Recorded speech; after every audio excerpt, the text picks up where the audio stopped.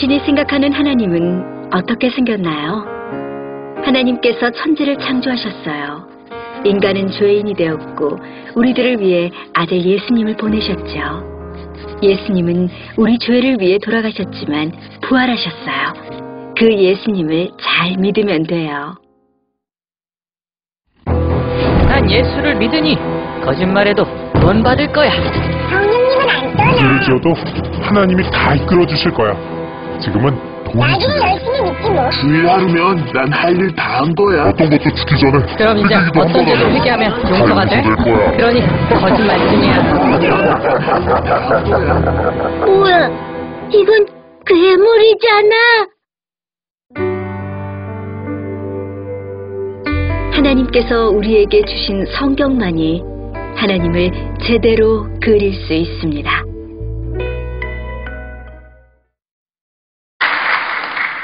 여러분, 오늘 저희 교회가 창립 기념 주일인 걸 아십니까? 저희 교회가 재창립한 다음에 5년이 되었습니다. 선한목자교회라는 이름으로 교회가 재창립한 지 꼭 5년이 되는 주일입니다.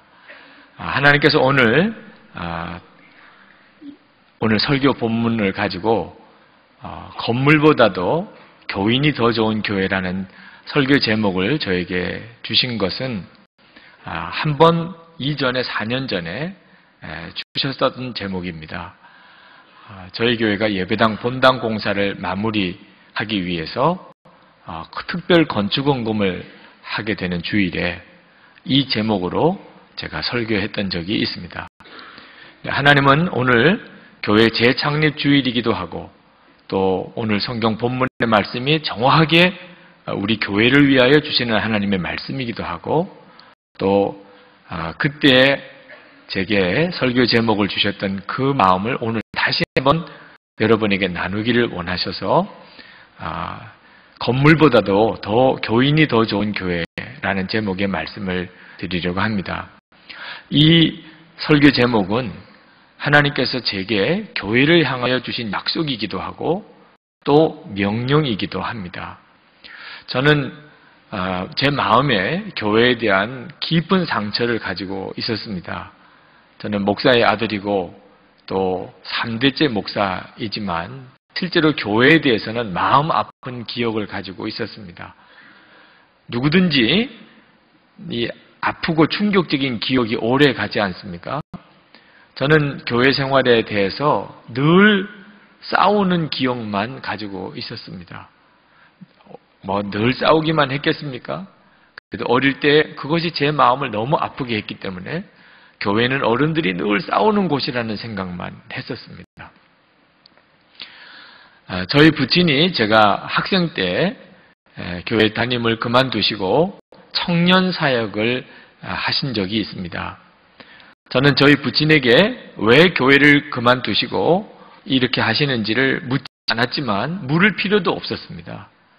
교회를 다니면서 목회하는 게 너무 어렵구나 하는 것을 그냥 너무나 절실히 느꼈기 때문에 아버님이 이제는 좀 편하시겠구나 그런 생각만 했었습니다. 그러나 아버님에게는 교회 담임을 하지 않고 계신 것이 너무 마음에 힘드셨던지 나중에 다시 교회 개척을 시작하셔서 담임을 하셨습니다. 그러나 연세가 드셔서 개척한 교회인지라 아마 상당히 힘이 드셨던 모양입니다. 저희 어머님이 제가 신학교 다닐 때 그만 심장병으로 세상을 떠나셨어요. 이 모든 과정을 보면서 교회를 섬긴다는 일, 얼마나 어려운 일일까. 특히 교인들 사이의 갈등이 얼마나 심각한 문제인가 하는 것을 뼈저리게 느꼈죠. 저는 목사 안수를 받지만 전혀 마음에 기쁨이 없었습니다. 그저 저에게 도망갈 수 없는 숙명이었지 저는 목회 자체가 기쁨이거나 제 마음의 소원이 아니었습니다. 제가 어느 날 성경 말씀을 묵상하다가 요한일서 4장 7절 말씀을 보고 얼마나 통곡하고 울었는지 모릅니다. 사랑하는 자들아 우리가 서로 사랑하자. 그 말씀을 읽는데 그렇게 서러움에 북받쳐 울듯이 울었어요. 왜 그렇게 서러웠는지 저는 저 자신의 마음속에 교회에서 교우들 사이에 싸우고 갈등하는 것으로 인한 받은 상처가 그렇게 깊이 있는 줄을 몰랐습니다. 근데 서로 사랑하자라고 하는 그 말씀이 그것을 쳤어요. 어릴 때부터의 제 마음의 아픔과 기억이 다 솟구쳐 나오면서 정말 그 성경 구절을 붙잡고 얼마나 울었는지 모릅니다. 하나님께서 제 마음의 쓴뿌리를 건드리시기 위해서 하신 것이 아니고 목사가 되었으면서도 목회에 대한 기쁨을 또 목회에 대한 소망을 갖지 못하고 있는 저를 치료하시려고 그 말씀으로 성령께서 저를 만져주신 것이라는 걸 나중에서야 알았습니다. 그렇게 울고 제 마음에 교회에 대한 상처가 씻은 듯이 사라졌어요. 기억에 떠오르는 수많은 분들이 있지만 그분들에 대한 원망과 미움이 다 없어졌어요. 그리고 그 서로 싸우고 있었던 교회의 모습이 저에게 있어서는 내가 왜 목회를 해야 되는지, 나는 무엇을 위해서 목회를 해야 되는지에 대한 분명한 소명이 되었습니다. 천국같이 은혜롭고 서로 사랑하는 교회를 세우는 것, 그것은 하나님께서 저에게 주신 사명이고 그리고 제 소망이 되었습니다. 오늘 초대교회의 모습을 우리가 읽습니다. 이것은 정말 꿈과 같은 거죠. 우리 교회의 건물과 비교하면 외형적으로는 초대교회는 정말 보잘것없는 교회입니다. 예배당 건물 하나 없어요. 목회자가 있습니까? 훌륭한 교회 조직이 있습니까? 성경책이 있습니까? 교인들이 또 많습니까? 그들은 예수 믿는 것 때문에 죽음을 각오해야 되는 그런 처지에서 그들은 신앙생활을 했습니다. 겉으로 보면 부러울 것이 하나도 없는 교회인데, 그런데 오늘 성경을 읽어보면 그렇게 부러운 교회입니다. 그 초대교회 사도행전에 나오는 이 교회는 정말 놀라운 교회였어요. 그들은 예배를 드릴 때마다 너무나 뜨거운 감격이 있어서 날마다 성전에 모여 예배하기를 힘쓰고, 그리고 기도가 불이 있었고 하나님의 말씀을 배우고자 하는 사모함이 있었고, 그리고 성령의 능력으로 기사와 표적이 강하게 나타났던 교회입니다. 가장 부러운 것은 성도들 사이의 사랑입니다.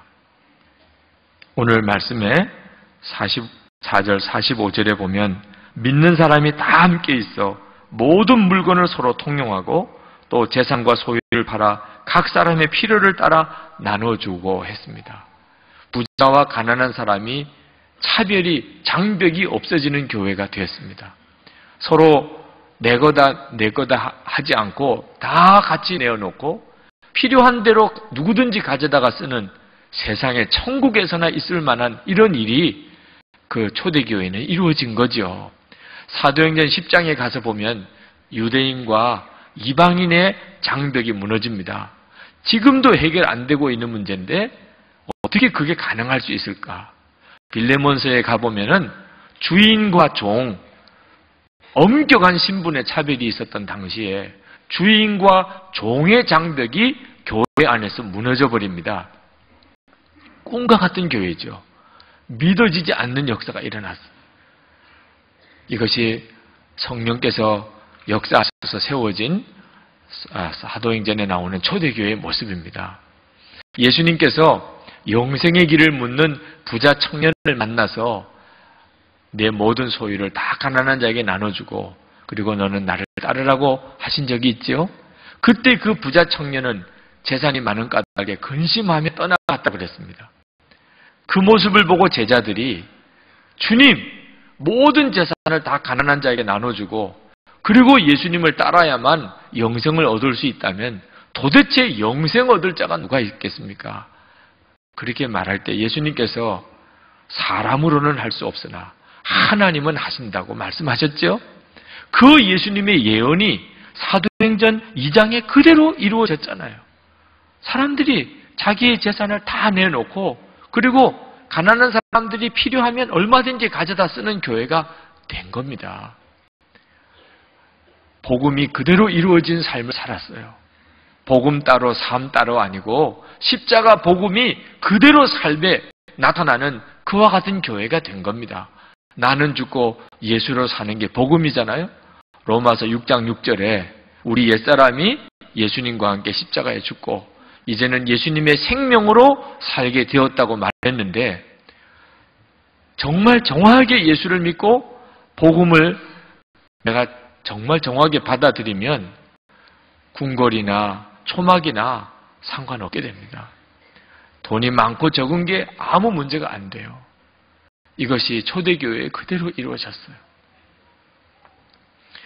자, 문제는 지금도 그런 교회가 이루어질 수 있겠느냐 하는 문제입니다.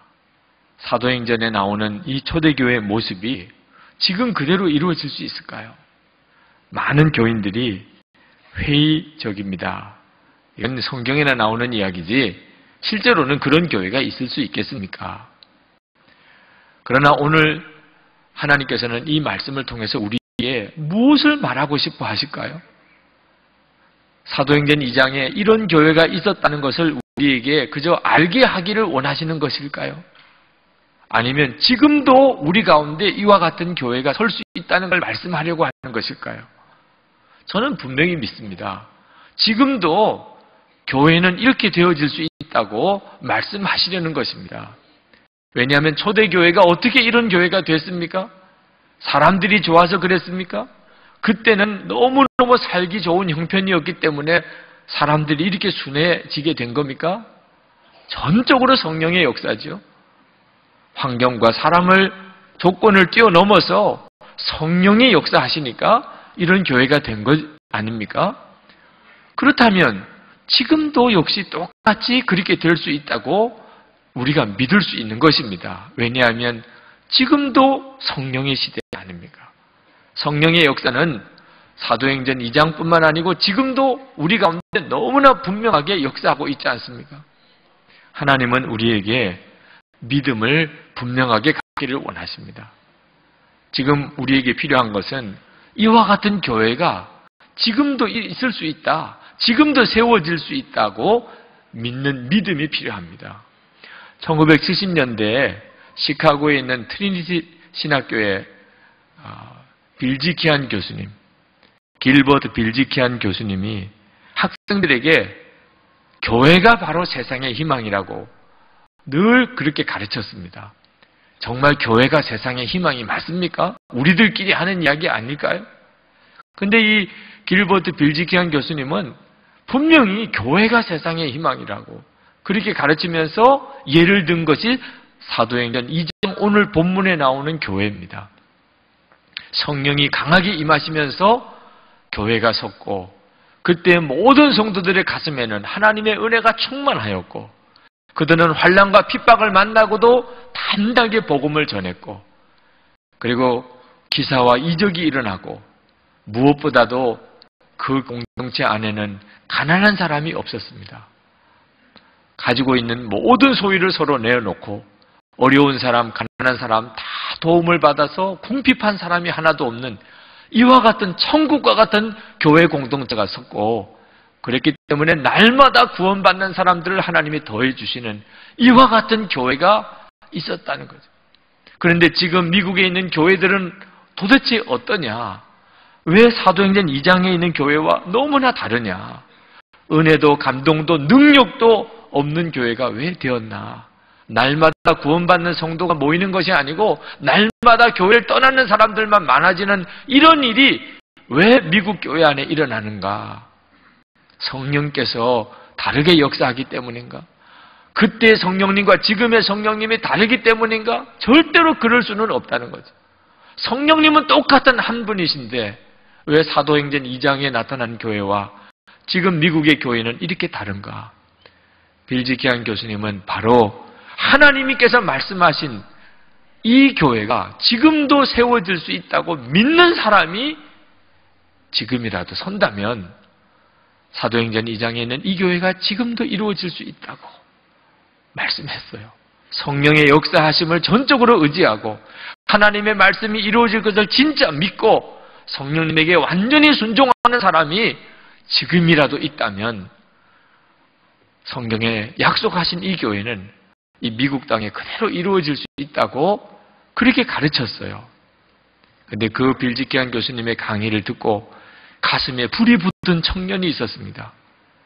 그렇구나. 내가 신학교에 오게 된 이유가 바로 이것 때문이구나. 하나님, 저를 쓰십시오.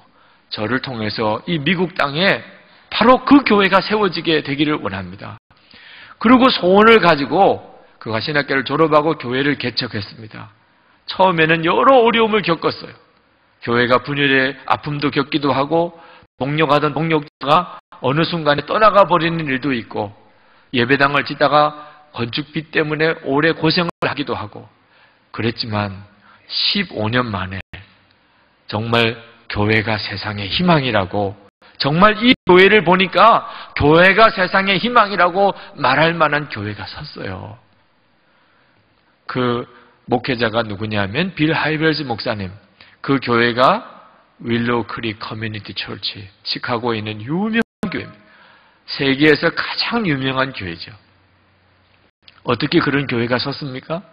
하나님의 말씀을 읽고 하나님이 말씀하셨으니까 이 말씀대로 그대로 된다고 믿는 믿음 때문입니다. 성도 여러분, 우리가 교회에 대한 아픔이 있습니다. 지금 이 시대에 우리 한국교회 성도들 안에 교회에 대한 아픔이 있어요. 왜 교회가 이리 되어야 되나? 그러나 여러분들 안에 있는 교회에 대한 아픔이 하나님이 여러분에게 교회에 대한 사명으로 주셨다는 사실을 믿으시기 바랍니다. 그 교회에 대한 아픔 때문에 더 교회를 위해서 더 간절하게 기도하고 그리고 그 기도가 성령의 역사하심으로 하나님이 말씀하신 그 교회가 서는 역사를 이루게 되는 것입니다. 하나님 더 원하세요. 하나님이 기뻐하는 교회가 세워지는 거 저나 여러분이 원하는 것보다 하나님이 더 원하세요. 그러니 그런 교회가 서는 거죠. 제가 이 예배당 공사를 마무리하기 위해서 이제 공사를 시작하면서 건축 헌금을 성도들에게 요청하는 그 주일 설교를 할 때 솔직히 제 마음은 상당히 혼란스러웠습니다. 제가 이 교회 부임해 오기 바로 얼마 전에 몇 개월 전에 저는 폴란드를 다녀왔었습니다. 폴란드에 있는 선교사님을 방문하고 선교지를 둘러보고 갔다가 폴란드 캐톨릭 교회를 보았습니다. 그 캐톨릭 교회가 얼마나 웅장한 예배당을 가지고 있는지 그 교회가 얼마나 부잔지를 가서 보았어요. 그런데 캐톨릭 교회, 폴란드 교회 다니는 폴란드 사람들은 얼마나 가난한지 몰라요. 저는 그때 예배당이 크고 화려하다고 이것이 꼭 하나님께 영광 돌리는 건 아니구나. 그런 결론을 내렸습니다. 예배당 크게 짓는다고 하나님이 꼭 영광 받으시는 건 아니구나. 그래서 제가 돌아오면서 나는 예배당 크게 짓는 일은 하지 않을 거야. 그렇게 마음에 스스로 결정을 했고 그게 하나님이 저를 폴란드를 보내시면서 깨닫게 하시는 것이라고 생각했습니다. 그런데 얼마 안 있어서 제가 이 교회 담임 목사를 온 겁니다. 예배당 공사를 하다가 중단 상태에 있었습니다. 이 예배당 공사를 마무리해야 돼요. 건축비도 많고 여전히 많은 건축비가 들어갑니다. 저는 하나님의 뜻이 이해하기가 어려웠습니다. 하나님이 분명히 저에게 도전하신 것은 예배당 건물 크게 짓는다고 하나님이 꼭 영광 받으시는 게 아니라고 깨닫게 하셔놓고 이 엄청나게 큰 예배당을 빚을 지어가면서까지 왜 지어야 하나. 그러나 이건 선택의 문제가 아니었어요. 이제 예배당 건축을 하자 말자 할 수 있는 문제도 아니었어요. 오직 빨리 이 예배당 공사를 마쳐야만 하는 한 길밖에 없었습니다. 그때 하나님 앞에 하나님 저는 도대체 어떻게 해야 합니까? 예배당 건축에 대해서 마음의 간절한 열망과 확신을 가지고 건축을 해도 쉬운 일이 아닌 게 예배당 건축인데 저처럼 해야만 하는 의무감 때문에 도대체 어떻게 이 예배당 건축을 마무리할 수 있습니까? 특히 제 마음이 이런데 어떻게 교우들에게 헌금에 대해서 제가 설교할 수 있는 겁니까? 그런데 그때 하나님께 그 문제를 가지고 기도하는 중에 하나님이 주신 응답이 오늘 이 설교 제목입니다. 저는 하나님께 기도할 때 예배당 큰 건물 짓느라고 많은 돈이 들어가는 것, 그리고 이걸 또 은행 부채를 해서 이걸 지어야 하는 것이 너무너무 답답했습니다. 큰 예배당 짓는 건물이 제게는 너무 큰 중압감이었어요. 그때 하나님께서 저에게 말씀하시기는 하나님에게 있어서는 이 건물이 큰 것도 아니고 그 많은 건축비가 하나님에겐 조금 더 어려운 문제가 아니라는 겁니다. 하나님이 정말 문제 삼는 것은 건물이 아니고 사람이라는 것이었어요. 예배당 건물이 너무 크다 이렇게 평가하려면 그건 왜 그렇지요? 예배당 건물은 큰데 그 교회 교인들의 믿음은 작고, 예배당 건물은 큰데 그 교회 교인들의 기도는 너무 적고, 자기만을 위한 기도요, 민족을 위한 기도는 전혀 없고, 예배당 건물은 큰데 그 교인들의 사랑은 원수를 용서하고 사랑하고 어려운 이들을 사랑하는 사랑은 너무 보잘것없을 때 건물은 너무 큰 거지요.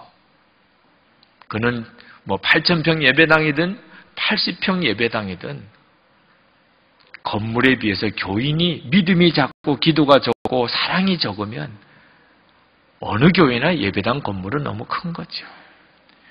하나님께서 제게 도전하신 것은 건물보다도 더 좋은 교인을 세울 수 있겠느냐 하는 것이었어요. 저는 너무 치우친 생각을 하고 있었습니다. 무조건 건물이 큰 것은 다 하나님이 영광 받지 않으실 거다. 하나님은 그렇지 않았어요. 큰 교회는 큰 교회대로, 작은 교회는 작은 교회대로 사명이 있는데 하나님이 정작 안타까워 하시는 것은 건물 크기에 비해서 교인들의 믿음과 기도와 사랑이 적은 것이 문제라는 거예요. 하나님은 저에게 물으셨습니다. 너는 건물보다 교인이 더 좋은 그런 교회를 세울 수 있겠느냐? 그것이 하나님이 저에게 주신 도전이었어요. 저는 그 문제를 가지고 깊이 생각했습니다. 저는 그렇게 할 자신이 없지만 사실은 예배당 건물 짓는 것보다 교인들이 더 좋은 교인 되게 만드는 것은 자신이 없었어요. 그때 하나님께서 제 마음에 그것이 하나님이 하시는 일이라는 걸 깨닫게 하셨어요. 교회를 교회답게 만드시는 분은 전적으로 성령의 역사인 거죠. 하나님이 그렇게 하기를 원하신다는 걸 알았습니다. 그렇다면 하나님, 저도 그렇게 해보겠습니다. 제가 이제 예배당 건축을 마무리를 하겠지만, 그러나 제 마음의 소원은 이 교회 예배당이 크면 클수록 설비가 화려하게 많은 설비가 이 예배당에 들어가면 들어갈수록 사람들이 예배당 건물보다 선한 목적교회 교인이 훨씬 더 낫다, 그 믿음이 훨씬 크고 그 사랑이 더 뜨겁다고 말하는 그런 교회를 제가 세우겠습니다. 그리고 이 예배당 공사를 위해서 건축헌금을 시작을 한 겁니다. 성도 여러분, 우리는 교회로 부름을 받았습니다. 그것을 명심하셔야 됩니다. 교회를 바로 세우는 사명, 절대로 소홀히 하면 안 됩니다. 그것이 우리가 사는 길입니다. 여러분, 정말 하나님께서 우리에게 오늘 보여주시는 이 교회의 비전이 여러분 모두의 사명입니다. 진짜 이것이 주님이 주시는 마음이라고 여러분이 믿는다면 여러분 속회에 참석하고 속회를 사도행전의 교회와 같이 세우는 일을 위해서 여러분이 헌신해 주시기를 원합니다. 오늘 여기 본문에 나오는 사도행전의 교회는, 초대교회는 교회에서도 모였지만 성전에서도 모였지만 집에서도 모였다고 했습니다. 날마다 마음을 같이하여 성전에 모이기를 힘쓰고 집에서 떡을 떼며 46절에 그렇게 말씀했습니다. 사도행전에 나오는 이 교회는 엄밀히 말하면 이렇게 지금 우리가 주일 예배를 드리는 이런 예배당 교회가 아니고 속회였던 것입니다. 집에서 모이는 그런 속회였던 것이에요. 여러분이 이 교회 전체를 이 사도행전과 같은 교회로 어떻게 만들 수 있겠습니까? 그러나 속회는 얼마든지 성경적인 교회로 만들 수 있는 겁니다. 여러분들이 그 일을 위한 하나님의 부름을 진짜 믿는다면, 그리고 그것을 위해서 여러분이 정말 헌신한다면, 그리고 하나님이 그렇게 하기를 한다고 진짜 믿는다면, 여러분 속회는 사도행전과 같은 교회가 됩니다. 그리고 그 속회가 모여 선한목자교회가 그와 같은 교회가 되는 것입니다. 어느 새가족이 교회는 등록해서 나오지만 속회에는 참석하지 않으시는 분이 있으셨어요. 근데 그분 나름대로 이유가 있었습니다. 속회 참석하는 것이 너무 부담스럽다는 겁니다. 언젠가는 우리 집에서도 속회를 모여야 되는데 대접하는 것도 부담스럽고 우리 집의 형편을 공개하게 되는 것도 부담스럽고 그리고 사람과의 관계가 어려움을 겪으면 어떻게 할까? 시험되면 어떻게 할까? 이런저런 생각이 드니까 아예 속회를 나가지도 않고 우리 집에서 모이는 것도 싫다는 거죠. 그리고는 주일 예배마다 열심히 나오십니다. 아마 이 자리에 계신지도 모르겠습니다. 충분히 이해합니다.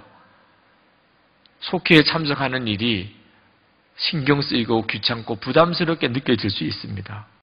그러나 속회는 영적으로는 가정과 같습니다. 여러분 선한목자교회에 등록하셨지만 속회 안에 연결되지 않으신 분들은 엄밀히 말하면 선한목자교회 교인이 아니십니다. 여러분이 교인이라고 말하는 것은 교회를 다닌다는 게 아니고 교인들과 성도의 교제로 연결되어져 있는 것을 교인이라고 하는 것입니다.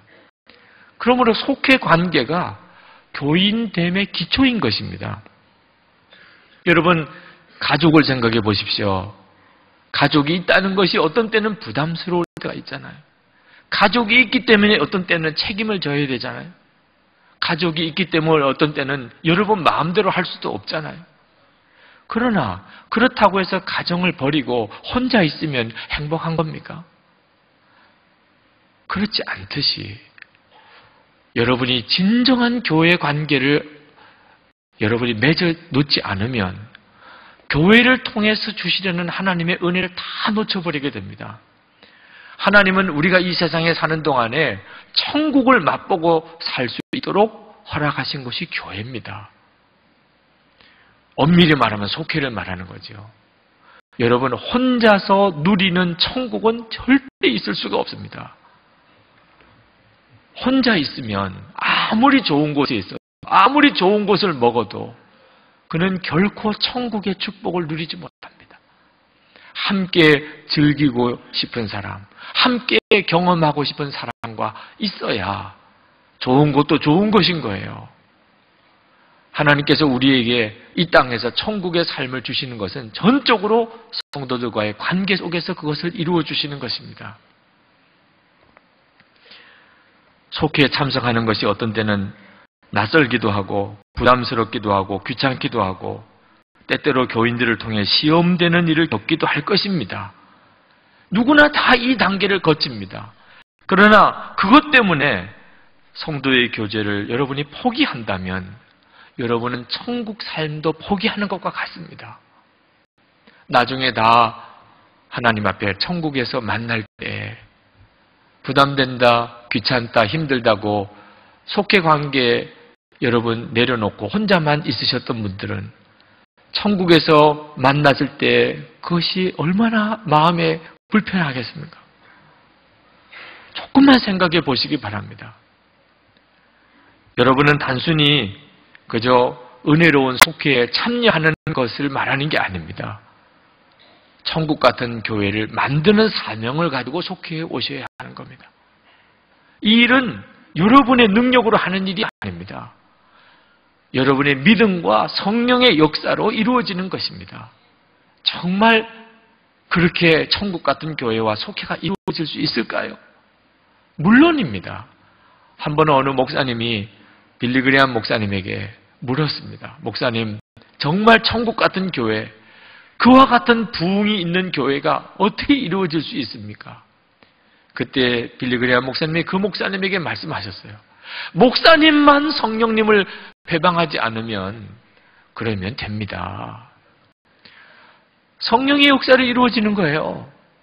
교회의 부흥과 천국 같은 교회는 성령님께서 하시는 거예요. 그런데 정작 문제는 환경도 문제도 아니고 어떤 사람도 문제도 아니고 성령님이 역사하시려고 하는데 내가 그 성령님의 방해거리가 되는 겁니다. 성령님이 하자는 대로 움직여주지 않는 거죠. 그러니까 성령님이 역사를 못 하시는 것이지 성령님이 역사를 안 하는 게 아닙니다. 여러분 속회에 참석해야 될까요? 말아야 될까요? 한번 기도해 보세요. 주님께. 성령께서 너는 하지 마라. 그러면 저에게 와서 확인하시고 안 하셔야 돼요. 성령님께서 속회 가지 말라고 한 사람은 안 가시는 게 도와주는 거예요. 그러나 기도 중에 가야지. 그러면 가야 하는 거예요. 성령의 역사는 내가 순종하는 길을 통하여 나타나는 것이기 때문입니다. 유명한 소설가인 정연애 씨는 아주 인텔리 여성입니다. 공부도 많이 했고 자부심도 강한 분이에요. 그러나 그가 겉으로는 너무나 잘 사는 것 같다고 화려했지만 그 내면은 철저하게 무너지는 삶을 살았습니다. 사랑하는 친구가 그에게 간절히 전도를 했습니다. 그래서 그가 너무 마음이 공허하고 힘들어서 교회를 나오게 됐어요. 그렇지만 아직까지 그는 온전히 거듭난 성도는 아니었습니다. 그러던 중에 그가 큰 교통사고를 당하고 그리고 생명은 잃지 않았지만 얼굴이 몹시 흉하게 일그러졌습니다. 그것이 그에게는 그만 기도 제목이 됐어요. 하나님이 정말 살아계시다면 하나님 내 얼굴 좀 고쳐주세요. 기도하다가 그때 당시에 성령의 능력이 강하게 나타난다는 하늘산 기도원 소개를 받았습니다. 그래서 그가 하늘산 기도원이라는 걸 찾아왔어요. 찾아서 첫 번째 집회에 참석하고 혼비백산했어요. 자기 같은 수준의 사람이 올 때가 아니에요. 사람들이 북을 치면서 찬송을 하는데 이건 완전 광신도 집단. 소리를 지르면서 기도를 하는데 이건 이해가 안 되는 겁니다. 그리고는 그냥 예배 중에 빠져나왔어요. 내가 올 것이 못 되고 나같이 수준 있는 교양이 있는 사람이 내가 올 때가 아니구나. 그렇게 생각하고 기도원을 내려오는데 마음에 너 너무 교만한 거 아니냐. 성령께서 자기를 막으시는 것 같더라는 겁니다. 너가 진짜 마음이 갈급하냐. 너 정말 나에게 기도하러 온 거 맞느냐. 내려오다가 그만 멈춰섰습니다. 내려가지도 못하고 올라가지도 못하고. 그리고는 다시 집회장 뒤쪽에 앉았어요. 그는 집회에 참석한 것이 아니고 그냥 구경하러 앉아 있는 겁니다. 사람들이 나와서 간증하는 것도 듣고 방언하는 기도도 보고 예언하는 것도 보고 입신하는 것도 보고 그러나 그냥 다 우습기만 하더래. 사람들이 다 이상하게 된 것처럼 보이더래. 제일 힘든 것은 꼭 기도만 하면 주여 3번 크게 소리 지르고 기도하잖아. 천장에 다 떠나가도록 기도를 하는데 자기는 자기 같은 교양이 있는 사람은 그렇게 소리 지르는 것 자체가 용납이 안 돼. 그래서 주여 3번 크게 부르짖을 때 자기는 우아하게 주님 이렇게 기도하면서 기도를 했다는 거예요.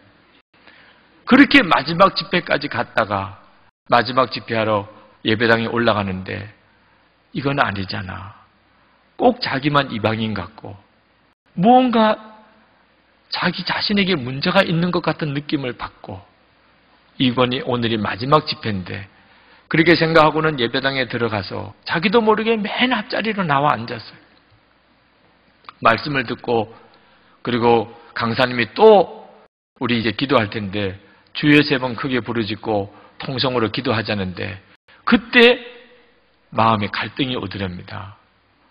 나 같은 이렇게 수준 있는 여자가 두 손 들고 주여 3번 크게 부르짖는다는 게 용납이 전혀 안 돼요. 너무 부끄러워요. 그런 자기 자신의 모습을 본다는 게 너무 부끄러워. 그런데 이제 절박하게 마지막으로 몰린 느낌이 들어요. 정말 이제는 끝이다 하는 생각이 드는 겁니다.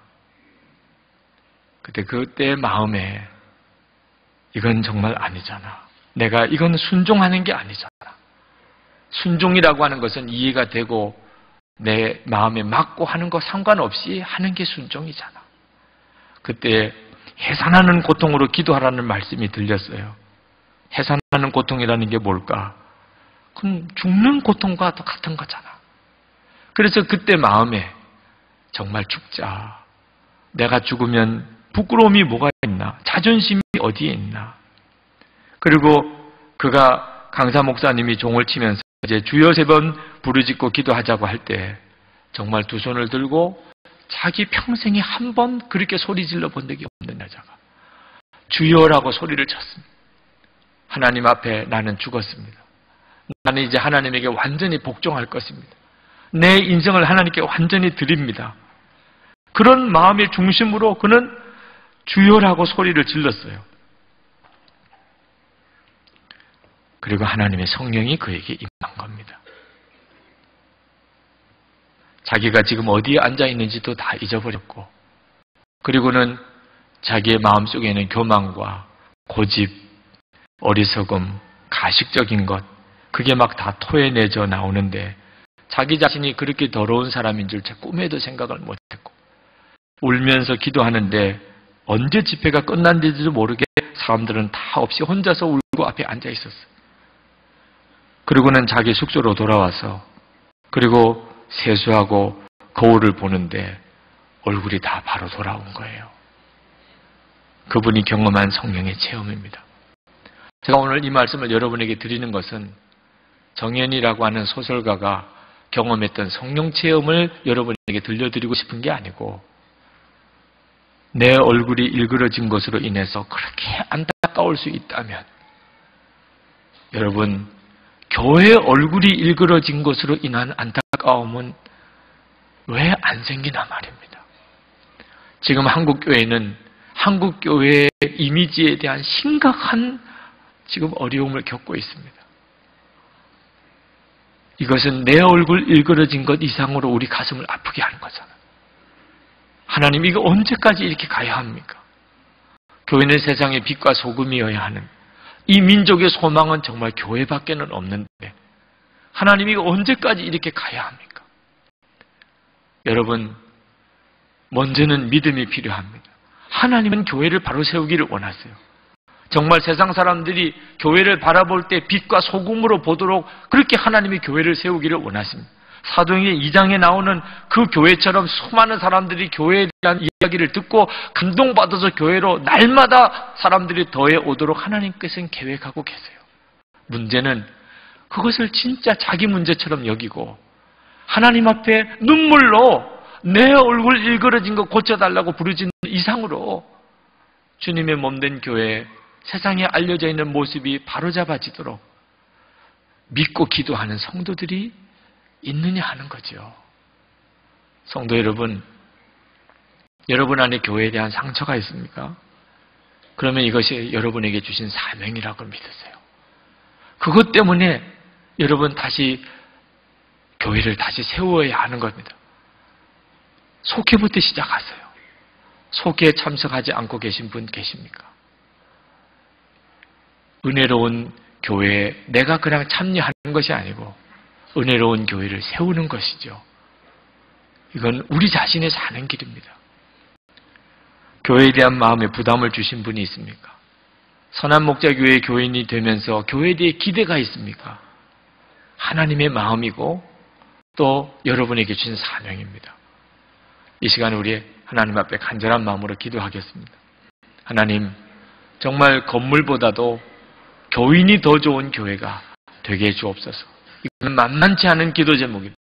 우리 교회 건물 규모나 시설이 모든 사람들이 다 부러워할 만한 교회입니다. 그러나 교인은 그보다 더 좋다. 이건 꿈과 같은 사명이기도 합니다. 이건 성령님께서 해주실 일입니다. 그리고 여러분 자신의 문제이기도 합니다. 이제 기도하실 때 교회 위에서 오늘 간절한 기도를 부탁합니다. 하나님, 축복의 교회가 서게 되기 원합니다. 그리고 나를 쓰시옵소서. 기도하겠습니다. 은혜와 사랑이 충만하신 아버지 하나님, 사모하며 갈급한 마음으로 하나님의 주시는 마음을 전했습니다. 사랑하는 성도들 마음의 심령에 하나님 같이 해주시고 역사해 주시기를 원한 우리의 마음의 간절함이 아버지 하나님께 있습니다. 하나님, 교회를 축복하여 세우시는 주님, 들어주옵소서. 은혜로 교회 주옵소서. 오늘도 하나님 사랑하는 성도들의 마음을 만져주시고 하나님 기름 부어 주옵소서. 아버지, 나의 하나님, 우리가 하나님 소원하고 주님 역사해 주시기를 원하고 그들과 은혜로 도와여 주옵소서. 아버지, 가슴이 터질 것 같습니다. 너무너무 주님 안타깝습니다. 은혜로신 하나님, 그러나 하나님께서 하나님 사랑하는 사랑하는 성도들 모아주셨습니다. 역사를 바꾸기 위하여, 이 민족을 새롭게 하기 위하여 하나님, 사랑하는 성도들을 성령 안에서 연합하게 해주옵소서. 하나님께서 허락하시는 진정한 교회를 세우는 일을 위하여 모든 성도들을 하나님 축복해 주옵소서. 간절한 기도를 주옵소서. 주님 응답해 주옵소서. 하나님께서 그 일을 이루시기를 원합니다. 아버지 하나님, 항상 역사하신 주님 찬양합니다. 영광, 존귀, 찬송 주님께 올려드립니다. 은혜와 사랑이 많으신 하나님, 교회가 재창립되고 5년이 지났습니다. 하나님, 원근 각지에서 꿈과 같은 성도들이 모였습니다. 그러나 우리 안에는 교회에 대한 상처가 많습니다. 그러나 하나님, 이것이 우리의 사명인 것을 믿습니다. 우리 안에 교회에 대한 상처가 있는 까닭에 하나님, 우리가 서로 진정으로 연합하여 하나님의 기뻐하시는 교회가 설 수 있게 되기를 원합니다. 이것이 우리의 눈물의 기도가 되기를 원합니다. 주님 응답하시고 성령님 역사해 주옵소서. 한국교회 안에 진정한 치유와 회복이 일어나기를 원합니다. 하나님, 성령의 기름 부음이 교회의 회복으로 나타나게 되기 원합니다.